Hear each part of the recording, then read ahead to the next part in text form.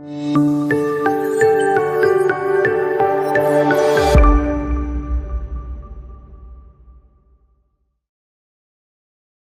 दोस्तों, आपका स्वागत है हमारे कार्यक्रम उमंग तरंग में। आज के हमारे विशेषज्ञ हैं डॉक्टर अरुण अग्रवाल। डॉक्टर अग्रवाल जाने माने कैंसर विशेषज्ञ हैं और युवाओं को स्वास्थ्य के प्रति जागरूक करने के लिए इन्होंने एक एडवेंचर क्लब की स्थापना की है जिसका नाम है इंदौर एडवेंचर क्लब। इस क्लब के साथ doctor Arun Agrawal academy of Indore marathoners के भी अध्यक्ष हैं।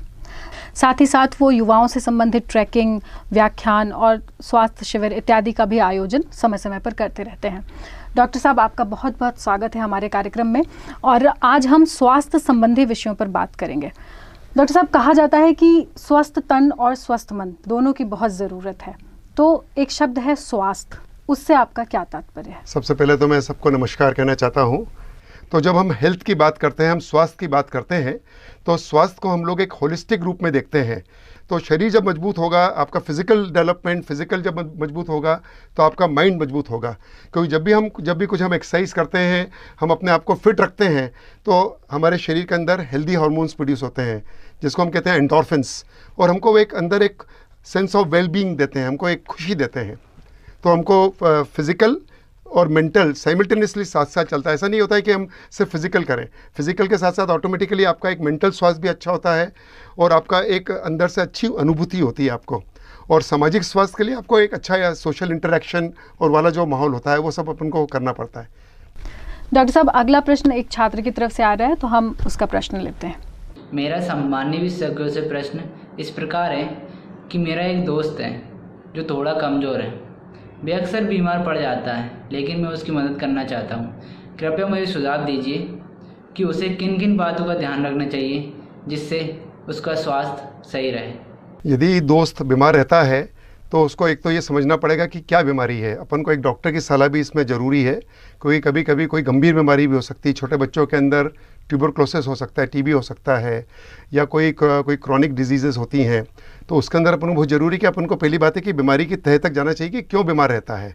और यदि सिर्फ वो कमज़ोर रहता है, और कई बच्चे क्या होता है कि उनको जंक फूड की आदत लग जाती है, तो एक अच्छा खान पान बहुत ज़रूरी है। और उनको अपन ये बताएं कि वो अपना शारीरिक डेवलपमेंट के लिए प्रॉपर एक्सरसाइजेज बहुत ज़रूरी है। तो प्रॉपर एक्सरसाइज करें और प्रॉपर उसका खान पान यदि करेंगे तो उससे उसको जो यदि कमज़ोर है दोस्त आपका, तो वो ठीक हो जाएगा वो। और डॉक्टर की सलाह जरूर माने। इसके अंदर कुछ अपन न्यूट्रिशन देख सकते हैं। यदि प्रोटीन की कमी है तो प्रोटीन पाउडर ले सकते हैं, या वो एग्स ले सकता है तो एग्स ले सकते हैं, या कोई मल्टीविटामिन की टैबलेट अपन उसको ऐड कर सकते हैं इसके अंदर। तो अपन उसकी चीज़ों को अपन ऐड कर सकते हैं। डॉक्टर साहब, हम आपसे जानना चाहेंगे कि स्वस्थ रहने के लिए हमें क्या क्या करना चाहिए? स्वस्थ रहने के लिए, स्वस्थ रहना एक जीवन, एक लाइफस्टाइल है जो कि अपन को अपने जैसे हम रोज़ उठ के मुंह धोते हैं, ब्रश करते हैं, नहाते हैं, वैसे ही हमको स्वस्थ रहने के लिए यदि हमारे को जो हेल्दी लाइफस्टाइल की जो चीज़ें हैं, जो बेसिक चीज़ें हैं, तो एक तो जो बच्चों को बताना चाहता हूँ कि अपना सैनिटेशन जो है, अपना जो स्वस्थ रहें, अपना स्वच्छ रहें। तो स्वच्छ रहने के लिए हमको हमारे नाखून को भी ढंग से हमको काटना चाहिए, हमको रेगुलर नहाना चाहिए प्रॉपरली, हमको अच्छा साबुन से कम जिससे कि हमारी 24 घंटे की गंदगी हमारी ख़त्म हो जाए उसके अंदर। और हमारा उसको अच्छा हम सिर के अंदर तेल लगाएं, अच्छा कुछ हम मॉइस्चराइज़र लगाएं। धूप में यदि हम जाते हैं तो उसके अंदर हम लोग सनस्क्रीन का लोशन का यूज़ कर सकते हैं, जिससे कि ज़्यादा अल्ट्रावायलेट रेस से हमको शरीर पे ज़्यादा विपरीत उसका असर नहीं आए। और इसके साथ साथ स्वच्छ रहने के लिए हमको मॉर्निंग में उठकर हमको पानी पीना चाहिए। हम लोग कई बार पानी नहीं पीते हैं, तो कम से कम 1 या 2 गिलास हम लोग उसको कुनकुना पानी भी करके पी सकते हैं, या हम रेगुलर पानी भी पी सकते हैं। पानी के अंदर हम थोड़ा सा नींबू और नमक भी डाल सकते हैं, या शहद की 1 चम्मच डाल सकते हैं, जो हमको एक अच्छी एनर्जी देगी मॉर्निंग के अंदर।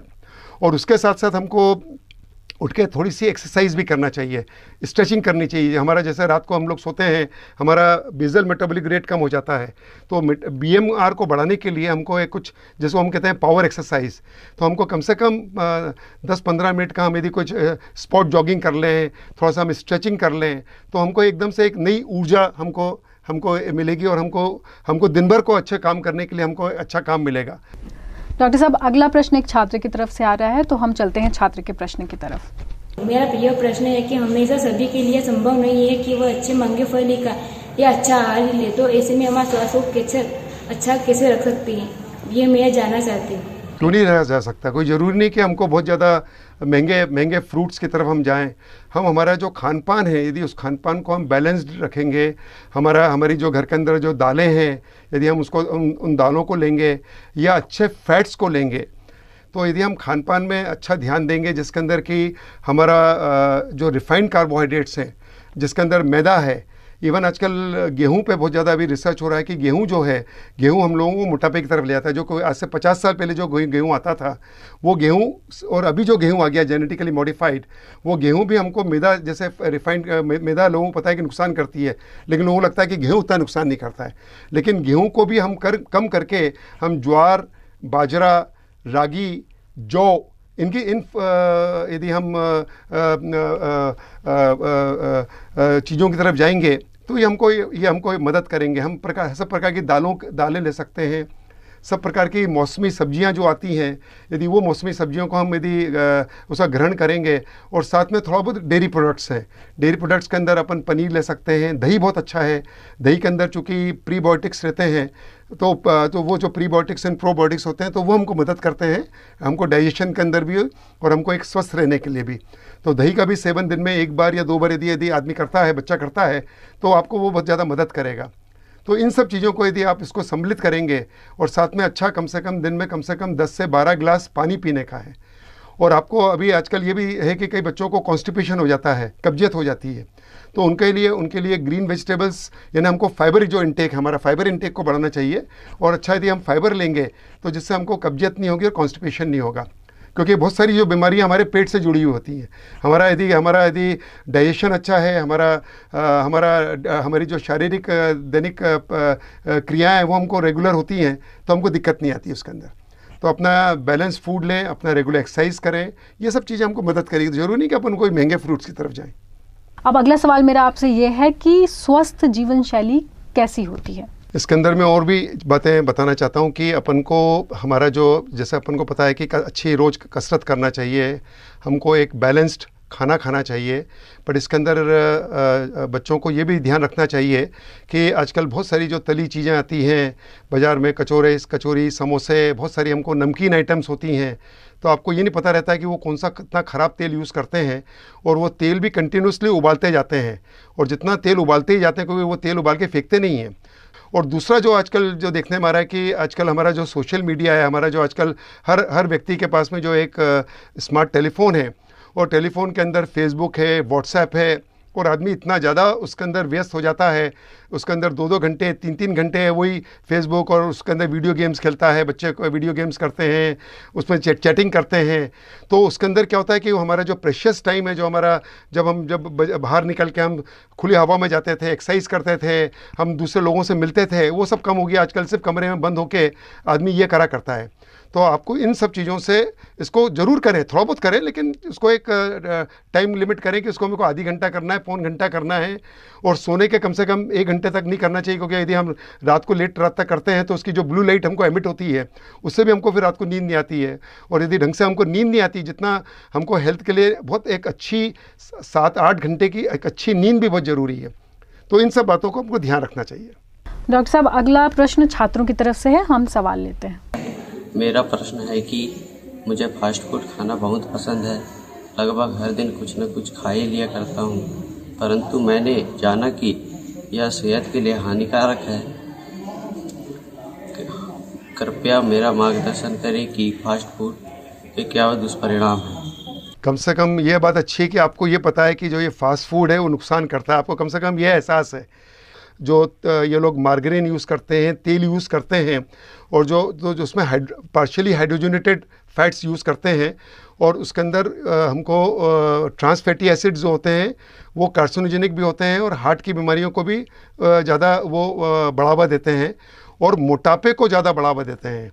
हमारा जैसे हमको पता है कि अभी इंडिया के अंदर, हिंदुस्तान के अंदर छोटे बच्चों के अंदर भी हम पेट देख रहे हैं, उनको चर्बी देख रहे हैं, उनकी यदि हम लिपिड प्रोफाइल कराते हैं तो वो डिस्टर्ब आती है, उसके अंदर कोलेस्ट्रॉल बढ़ा हुआ आता है, और उससे उत्पन्न बहुत सारी बीमारियों को हम छोटी उम्र में भी देख रहे हैं।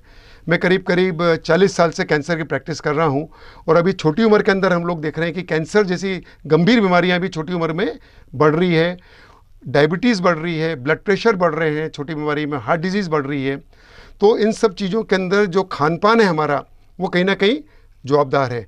और इसके अंदर आपको जंक जो आप फास्ट फूड की बात कर रहे हैं, once in a while is all right. कभी आपने कोई सेलिब्रेट हो रहा है, कोई किसी की बर्थडे हो रही है, तो वंस इन अ वाइल तो अपन उसको ले सकते हैं, लेकिन रोज़मर्रा की ज़िंदगी के अंदर उससे आप दूर रहें, क्योंकि ये आपको आपकी बीमारियों को भी बढ़ाएगा और आपको मोटापा बढ़ाएगा और आपको तकलीफ़ आपको देगा। और आपका जो माइंड है वो भी आपको, आप जब भी हैवी फूड खा लेते हैं तो आप सुस्त हो जाते हो, आपकी इवन मेमोरी को वो अफेक्ट करेगा, आपके कंसंट्रेशन को अफेक्ट करेगा। तो एक अच्छा जो खान पान है वो आपको आपकी पॉजिटिविटी को बढ़ाएगा और आपकी मेमोरी को भी बढ़ाएगा वो, और आप अपने लक्ष्य की तरफ आप आगे बढ़ सकते हैं। और जैसे मैंने शुरुआत में बताया था कि जो मानसिक स्वास्थ्य है वो हमारे शारीरिक स्वास्थ्य से भी जुड़ा हुआ है। तो पहले तो हम हमारे हेल्दी बॉडी को बनाएं। यदि हमारा हेल्दी बॉडी रहेगा तो फिर हेल्दी माइंड रहेगा हमारा।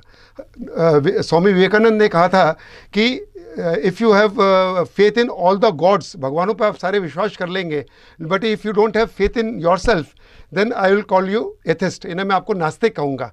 तो सबसे इंपॉर्टेंट है कि आपको आपका फेथ होना चाहिए कि आई कैन डू इट। और दूसरा आपको ये पता होना चाहिए कि दुनिया के अंदर सबसे इंपॉर्टेंट व्यक्ति कौन है, आप खुद हैं। ये मैक्सिम गोर्की ने अपनी किताब में लिखा था, मदर किताब में लिखा था कि remember that you are the most important person on the earth. दुनिया में सबसे इंपॉर्टेंट आप हैं। तो जब आपके दिमाग में वो बात आ जाएगी कि नहीं मैं इंपॉर्टेंट हूँ, तो आपकी पॉजिटिविटी भी आएगी, आपको वाइब्रेंट होगा, आप जो भी काम करेंगे बहुत अच्छी तरीके से करेंगे और उससे आपका जो मेंटल जो हेल्थ है वो बहुत पॉजिटिव की तरफ जाएगी। डॉक्टर साहब, आपने बहुत अच्छी बात कही कि कैसे फास्ट फूड हमारी दिनचर्या को डिस्टर्ब करते हैं, हमारी नींद को डिस्टर्ब करते हैं और फैटी एसिड्स बढ़ाते हैं हमारे शरीर में। अगला प्रश्न एक छात्र की तरफ से है, हम अगला प्रश्न लेते हैं। मानसिक स्वास्थ्य के बारे में तो हम समझते हैं, लेकिन सामाजिक स्वास्थ्य क्या होता है व इसके लिए हमें किन बातों का ध्यान रखना चाहिए? बहुत ही अच्छा क्वेश्चन है ये। और कई बार सिर्फ हम हमारी हेल्थ और हमारी पढ़ाई की तरफ ज़्यादा हम ध्यान देते हैं और उसमें हम भूल जाते हैं कि सामाजिक स्वास्थ्य भी बहुत ही इम्पोर्टेंट है। सामाजिक स्वास्थ्य से मतलब है सोशल हेल्थ, मीन्स कि आपका जो डे टू डे इंटरेक्शन है, आपके घर वालों से जो इंटरेक्शन है, आपके जो पड़ोसियों से जो इंटरेक्शन है, आपके दोस्तों से जो इंटरेक्शन है, आपके रिश्तेदारों से जो इंटरेक्शन है, वो भी बहुत ही इम्पॉर्टेंट है। और ये सब चीज़ें हम जो है इसमें ये नहीं कि सर हम एक सेल्फिश हो जाएं और अकेले ही हम देखें कि हम हमारे लिए क्या कर रहे हैं। जब आप किसी के लिए, दूसरे के लिए कुछ करोगे, कभी आपके किसी दोस्त के लिए आप उसकी दोस्त की जब मदद करोगे, या आप अपने किसी रिश्तेदार की जब मदद करोगे, या उसकी तकलीफ़ों में जब आप काम में आओगे, तो लोग आपको बोलेंगे कि देखो कितना बढ़िया लड़का है या लड़की है जिसने कि इतना अच्छा काम करा है। तो हमारा जो सामाजिक स्वास्थ्य ये है कि हम उसको डे टू डे हमारा जो इंटरेक्शन है उसके अंदर हम दूसरे लोगों से इंटरेक्शन करें, उनके दुख सुख देखें, उनकी आप कोशिश करें कि उनकी मदद करें। आप इवन घर के अंदर कोई आपके घर में कोई सर्वेंट काम करता है तो उसको आप स्माइल करके बात करें, उनको भी आप मान के चलें कि आपके घर का एक व्यक्ति है। घर में कोई बच्चा है तो बच्चे को भी आप समय दें, उसको भी आप मिलके काम करें। कोई एक एल्डरली व्यक्ति है तो उस एल्डरली व्यक्ति से पूछें जाके, आपके घर में दादाजी हैं, नाना जी हैं, उनसे बात करें कि उनको कोई तकलीफ़ तो नहीं है। तो अपनी रोज़मर्रा की एक्टिविटी के अंदर ये सब आप यदि जब इंटरेक्शन करते हैं तो उससे आपका सामाजिक स्वास्थ्य को आप आगे बढ़ाने में मदद करते हैं, जो कि आपको एक ओवरऑल पर्सनल डेवलपमेंट के अंदर ही बहुत आपको मदद करेगा, आपके करियर में मदद करेगा, आपके लक्ष्य को अचीव करने के अंदर बहुत ज़्यादा मदद करेगा। डॉक्टर साहब, ये देखा गया है कि व्यायाम के साथ साथ और खान पान के साथ साथ बहुत बार सलाह दी जाती है स्वच्छता की। तो मैं आपसे ये जानना चाहूँगी कि स्वच्छता और स्वास्थ्य का आपस में क्या संबंध है? क्योंकि स्वच्छ रहना इज़ क्लीन। जैसे इंदौर के अंदर आई एम प्राउड कि मैं इंदौर में रहता हूँ और 4 साल हो गए, जो 4th कंसेक्यूटिव ईयर है कि इंडिया का क्लीनेस्ट सिटी है। और यहाँ पर मेरे जो कलीग्स हैं, जो रोज़ की जो बीमारियाँ जो होती हैं, खांसी, सर्दी, डायरिया, लूज़ मोशंस, और ये बीमारियाँ भी इंदौर के अंदर इन 4 सालों के अंदर काफ़ी कम हो गई हैं। तो बहुत सारी जो बीमारियां हैं वो अनहेल्दी, हमारा जो एनवायरनमेंट होता है, हमारा जो वातावरण है, जिसके अंदर के वातावरण के अंदर हमारी हवा है, जो दूषित हवा रहती है, हमारा जो गंदगी रहती है, हमारे चारों तरफ जो घर के बाहर हम निकलते हैं, हमारे पहले जब हम स्ट्रीट्स पे निकलते थे तो वहाँ पर गंदगी पड़ी रहती थी, वहाँ पर गाय हैं, सुअर घूमते रहते थे, गंदगी आती थी, उससे बदबू आती थी। तो उनसे जो बीमारियाँ, उससे बहुत सारी जो बीमारियाँ उससे उत्पन्न वाली बीमारियाँ हैं, उससे मच्छर ज़्यादा उत्पन्न होते हैं। डेंगू फीवर है, मलेरिया का फीवर है, टाइफाइड फीवर है, बहुत सारे हमारे दूसरे जो बीमारियां उससे बढ़ती हैं, पनपती हैं। तो स्वस्थ रहना बहुत ज़रूरी है। आप खुद स्वस्थ रहें, आपका खुद का जो सैनिटेशन है उस पर आप ध्यान दीजिए, और जो आप पानी पी रहे हैं वो देखिए कि वो दूषित पानी तो नहीं है, उसका आप टेस्टिंग करा सकते हैं। और उसके लिए आजकल कोई बहुत ज़्यादा महंगे नहीं आते हैं, उसके अंदर आप छोटा आरओ अपने घर में लगा सकते हैं, जैसे कि आपको स्वस्थ हेल्दी पानी आप पिए उसके अंदर।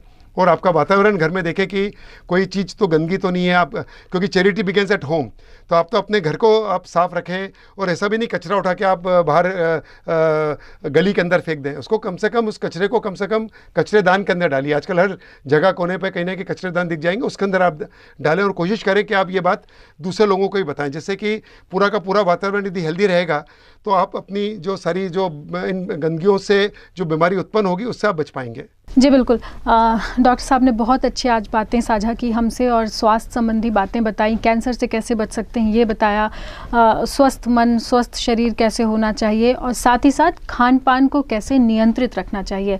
डॉक्टर साहब आपका बहुत बहुत शुक्रिया, आपने हमारे लिए इतना सारा समय निकाला और हमारे दर्शकों को इतनी महत्वपूर्ण बातें साझा करी। धन्यवाद। बहुत बहुत धन्यवाद। और मैं आपको बेस्ट ऑफ लक देना चाहता हूं कि एक अच्छा स्वस्थ जीवन और एक लंबा जीवन और एक बीमारी रहित जीवन रहे। भगवान आपके साथ रहे। बहुत बहुत धन्यवाद।